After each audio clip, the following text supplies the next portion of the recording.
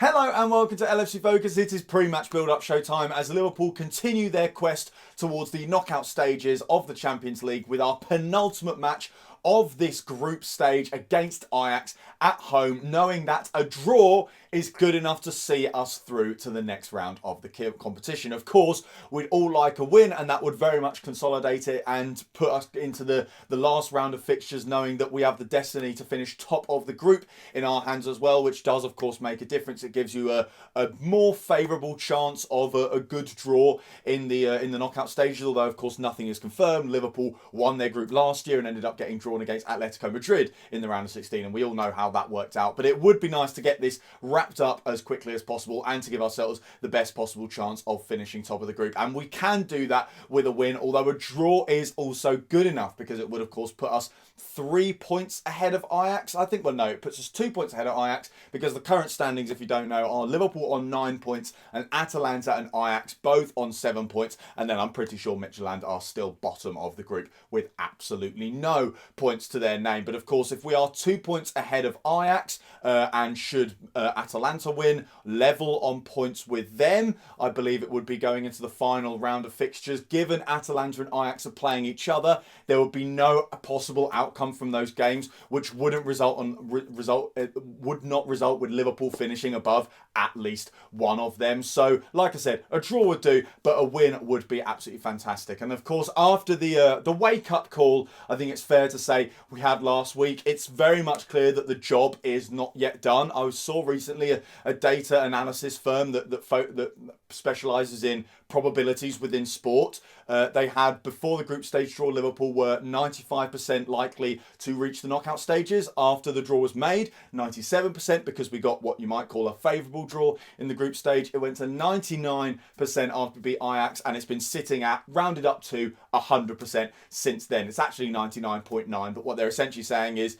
it would take a miracle for Liverpool to not make it through to the knockout stages. However, what those analysts do not take into account is, of course, the fact that Liverpool's squad is a little bit of a mess right now in terms of who is and isn't available. And it was interesting to hear Jurgen Klopp in his press conference today when asked about prioritisation and whether this game has taken on added significance and becomes more important after the Atalanta result, and as a result he has to prioritise it more. And essentially what Klopp said is he hasn't got the players to prioritise. It's not just about the quality of the players available, it's about the quantity as well. We simply haven't got enough lads to rotate anymore. It's just a matter of, if that player is fit, they almost definitely end up on the football pitch, and that's extended beyond the defence now as well. At first it felt like it was just at centre half where Liverpool were having problems, but gradually fullbacks have been picking up injuries. It's seeped into the midfield as well. We feel like we're down to our last legs there, and then it could get even worse in attack. Of course, at the moment we're only missing Xherdan Shaqiri through injury, but there are players as well who do look like they are going to need a bit of a rest after an absolutely relentless run of fixtures. So we can stand here and debate whether Liverpool should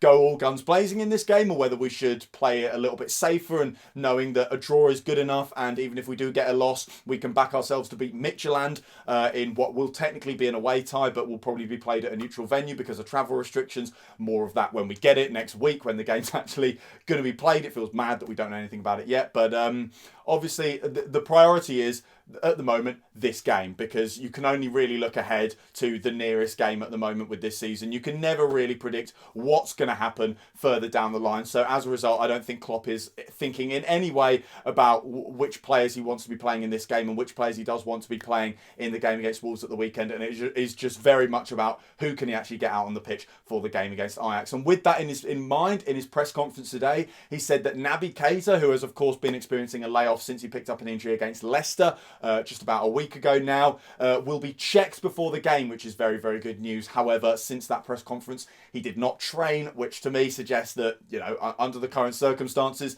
it's very, very, very unlikely that Liverpool will risk him in any capacity for this match. You know, maybe if he passes a fitness test with flying colours and Jurgen Klopp really wants to just bed him in a little bit, then we see him on the bench or something like that, so he can do warm-up drills before games and whatnot, just to get him back back into the rhythm of things before the game against Wolves on Sunday evening. But if he doesn't train, I really can't see him playing any significant part in this match whatsoever. Elsewhere, Trent and Shaqiri are also close to making a return, but unfortunately this game comes just a little bit too early, although that is of course very, very positive news. Trent Alexander-Arnold in particular, I think we have missed him quite dearly since he became unavailable through the injury that he picked up at the Etihad Stadium against Manchester City earlier on in the month. And Shaqiri will of course just bring added depth in attack, which is always important given how many fixtures we've got coming up. Elsewhere, James Milner will miss out because of the injury that he picked up against Brighton. We have got a rather upsetting update about Thiago Alcantara and Jurgen Klopp's press conference today, where he said it's going to be a few more weeks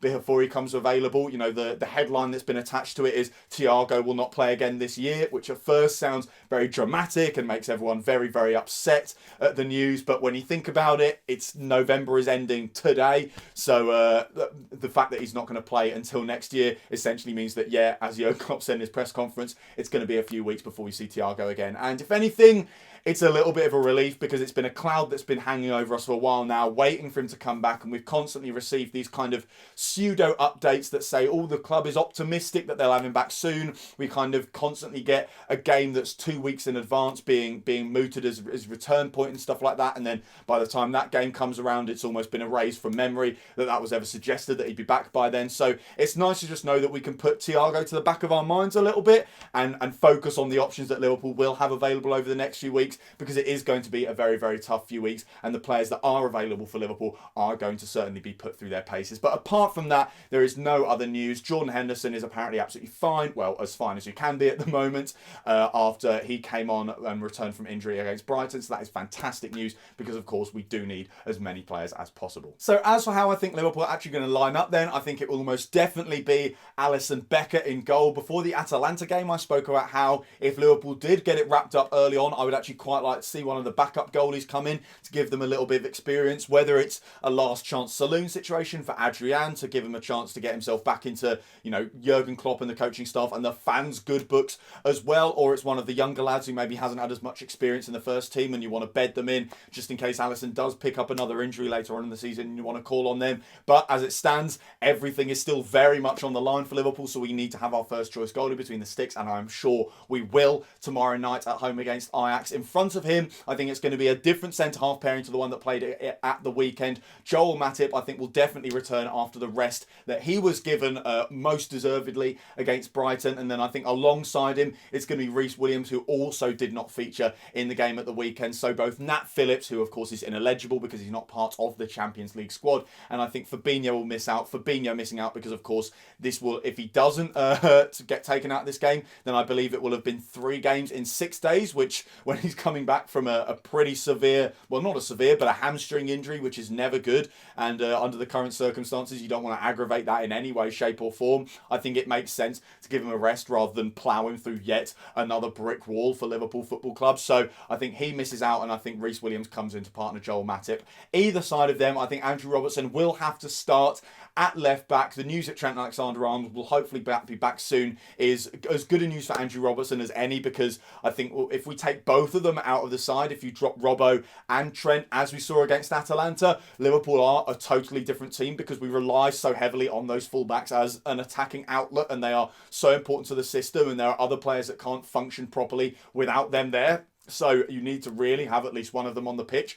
But the fact that Trent's coming back soon means that Robbo will hopefully be able to get a few more rests over the next few games once that happens. But in the meantime, I think he has to start in this game. And then I think Nico Williams is recalled to the right back role on in the side. I think he needs to be played into form after what was a difficult 45 minutes against Brighton. I don't necessarily think he was taken off because he was having a bad match. I think it was probably always the plan to try and get Jordan Henderson on at half-time. And as I said in the pre-match video for that game, I trust James Milner more than Nico Williams at right back at the moment, especially as a defensive option. Maybe Nico's got a bit more going forward, but given the issues we're having at the moment, you kind of want to prioritise a stable option over one who's going to offer a lot of flair going forward, but maybe has their shortcomings at the other end end of the pitch. But of course, with James Milner unavailable through injury, it pretty much does fall on Nico Williams. We don't really have any other options there. You could make a case for Fabinho, who's played there for Monaco and Brazil in the past. Although, to be honest, I think Jurgen Klopp has decided that he sees Fabinho as a midfielder and a centre-half, and that is it.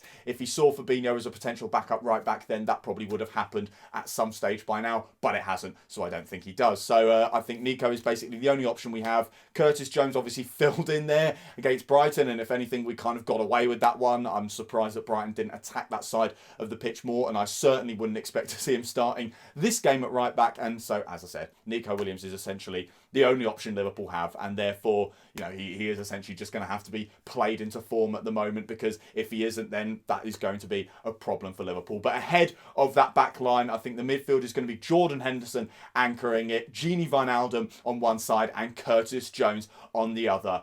Mainly because those are the only three lads left. I think there's a possible shout that Liverpool will look to, certainly at least in some stage of the game, adopt a 4-2-3-1 formation, just to free up one of those spaces in midfield. Kind of similar to what we saw in the game against Brighton at the weekend, where Minamino was on the pitch, but almost ostensibly played as a member of the midfield three in a similar way to how Shaqiri has done earlier on in the season. I do wonder whether that's maybe Jurgen Klopp looking to incorporate more attackers and a bit more rotation in that area of the pitch without changing the system game by game. And also a case of Jurgen Klopp looking to give those players an extra role in the side that allows them to be in it a little bit more. Because, of course, Minamino, if he is only back up to the front three, it's quite difficult to get opportunities. And the same goes for Xherdan Shaqiri. Whereas if they can market themselves as a deployable attacking midfielder in that central three of the pitch, then they're going to get more opportunities in the side. So maybe Liverpool do something like that to give one midfielder a rest. I think if anyone is going to get taken out the side for this game in the middle of the park, it's Gini Wijnaldum, because he's played, I think, 16 of our last 17 matches, which is absolutely berserk, and the fella, you feel like he's going to need a rest at some point, although the signs aren't there at the moment. But of course, we're not on the training ground, we're not doing any medical work with them, and there's this whole discussion about red zones and players who, once they get into that zone, you've got to manage them very, very carefully, because it puts them at high risk of soft tissue injuries. It's possible Gini Wijnaldum's in that zone. It's possible that he is a medical marvel and is absolutely fine. I'm almost inclined to believe the latter, given the way Jurgen Klopp has been using him so far this season, but I certainly wouldn't be surprised if he's taken out the side and Henderson and Jones start as a midfield too, and then Minamino is put in there to complement them. But if I had to put money on it, I'd say it's Henderson, Gini and Jones, and then ahead of them, I think the attack is going to be Mohamed Salah. Obviously got half an hour's rest against Brighton. He certainly wasn't happy about that, but I think Jurgen Klopp will certainly be glad that he did it with this game coming up. I think Sadio Mane comes back into the starting 11 after he was rested from the start against Brighton, and then I think Firmino gets a little bit of a rest after starting 3 games in a row, and you bring in Diogo Jota for this game. Now, whether that's the best front three we can use in this game, in sort of a horses for courses sense, and certain players' qualities matching certain match dynamics and stuff like that, maybe that's not the case. But I do think that given the way Jurgen Klopp has essentially been rotating one attacker each game, last time, of course, it was Sadio Mane. I think looking back to the Atalanta match, I think Mo Salah missed out from the start of that game, and Diogo Jota may have done as well. But Jurgen Klopp has certainly been looking to never really use all 4 of them at once since the last international break, and I certainly think this game will be no different. And as I said, with Firmino starting the last 2 games, I think he is the one that misses out. So Jota accompanies Sadio and Mo Salah at the front of the pitch. So it's a good lineup if it's the one that we put out. I think it does still, of course, have its shortcomings. It's not the best team that Liverpool could possibly have put out if the entire squad was available, but I feel a bit more confident about it than I would with the lineup that faced off against Atalanta. I don't necessarily want to accuse Jurgen Klopp of complacency, because I think he picked the lineup that he could have done at the time because of fitness issues. But now, given that we've got this 5-day gap after this one before the game against Wolves, we've finally got a period where the players can actually recover. So you can push a few of them a little bit closer to that red zone than you necessarily would like, knowing that the opportunities are there. And of course, with more players coming back from injury now, that is going to be a huge boost every single time it happens. Fingers crossed and touch wood and all of the above, that it's now just a case of players returning to the squad than players leaving it through injury. Naby Keita looks like he's closer than ever. Trent Alexander-Arnold on the horizon as well. The same goes for Xherdan Shaqiri. Henderson back in the side, which is a huge, huge boost. And hopefully James Milner isn't out for too long with that hamstring problem either. So If Liverpool can push through these next few fixtures and come out the other side in a relatively healthy position, i.e.